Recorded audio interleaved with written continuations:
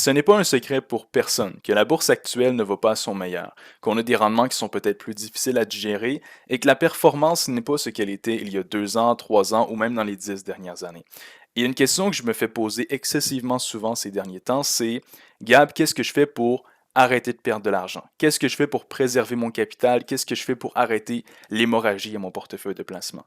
Bien que c'est une excellente question et qu'il y aurait des milliers de façons de réponse, aujourd'hui, je veux vous présenter une solution simple qui pourra, dès la fin du vidéo, vous aider à comprendre comment arrêter de perdre de l'argent, quote unquote.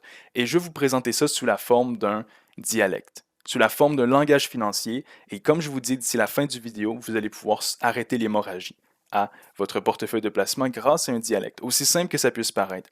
Et pour ce que je vais vous enseigner aujourd'hui, je vais citer Robert Kiyosaki dans l'un de ses livres. Pardonnez-moi, j'ai oublié le titre du livre, j'essaierai de le retrouver.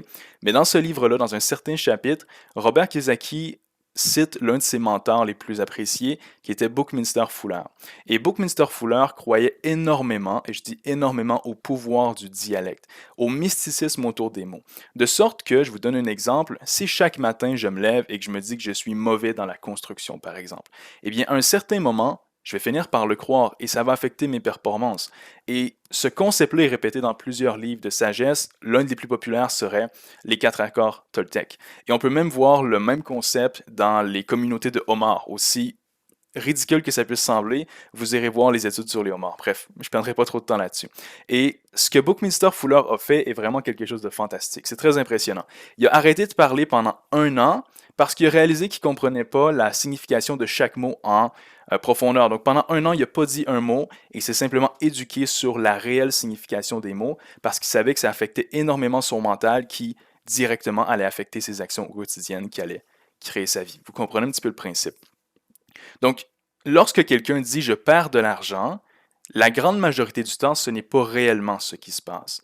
Ce qui se passe, c'est qu'on a une diminution aux valeurs du portefeuille de placement. Et je vais rendre ça très très simple avec un simple crayon. Ce crayon-là a le potentiel de changer votre vie, littéralement. Donc, ce qui arrive lorsqu'on investit à la bourse, disons qu'on investit dans un portefeuille d'actions, on garde les choses simples aujourd'hui. Vous achetez 10 actions qui sont représentées par les crayons. Chaque action vous coûte 10 dollars. Donc, vous avez, disons, 10 crayons à une valeur de 10 dollars. Qu'est-ce qui arrive si le crayon, dans 2 semaines, a une valeur de 12 dollars? Est-ce que vous avez réalisé un profit? La réponse est non. Pourquoi? Parce que vous n'avez pas encore vendu votre crayon. Vous l'avez acheté à 10, il vaut 12 dollars, mais vous avez encore 10 crayons en votre possession. Alors, qu'est-ce qui arrive si votre crayon d'une valeur de 10 dollars que vous avez payé diminue à une valeur de 8 dollars? Est-ce que vous avez perdu de l'argent?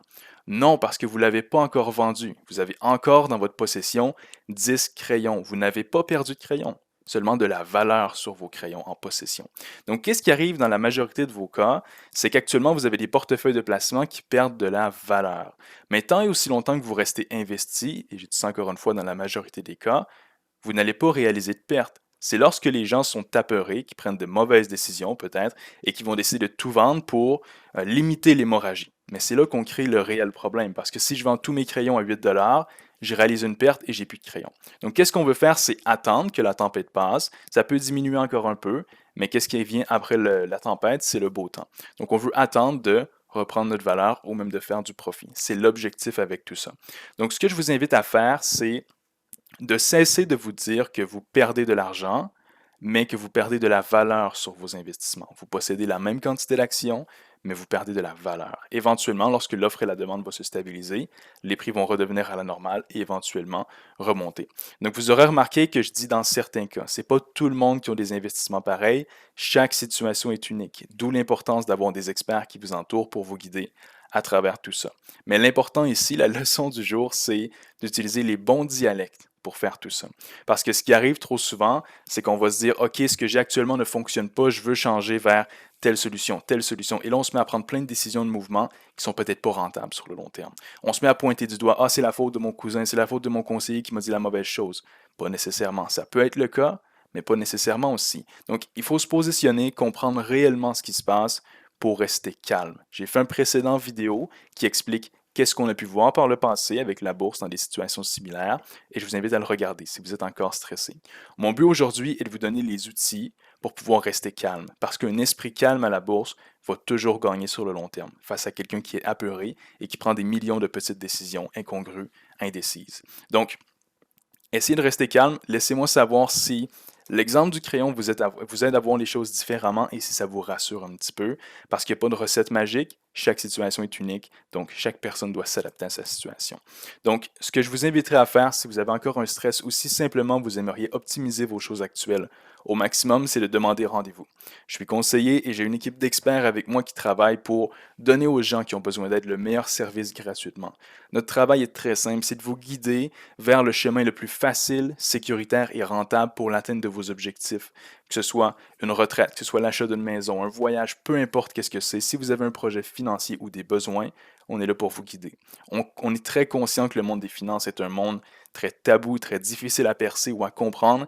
Et mon conseil pour les gens, c'est au lieu d'avancer à l'aveuglette dans le brouillard, aussi bien demander à quelqu'un qui a une boussole et qui pourra vous guider. On peut sauver des dizaines d'années à l'atteinte de nos objectifs et se sauver beaucoup d'erreurs très douloureuses. Le lien est dans la description. En cliquant, vous pourrez demander rendez-vous directement dans mon agenda. On va faire un appel pour commencer et voir qu'est-ce qu'on doit faire pour vous aider. Donc, prenez soin de vous, restez calme et on se dit à très bientôt. Et aussi, si vous ne l'avez pas fait, aimez, commentez et abonnez-vous. Apparemment que ça vous donne 5% de rendement supplémentaire. C'est juste une légende par contre, on s'entend. Donc, on se dit à très bientôt. Bye bye.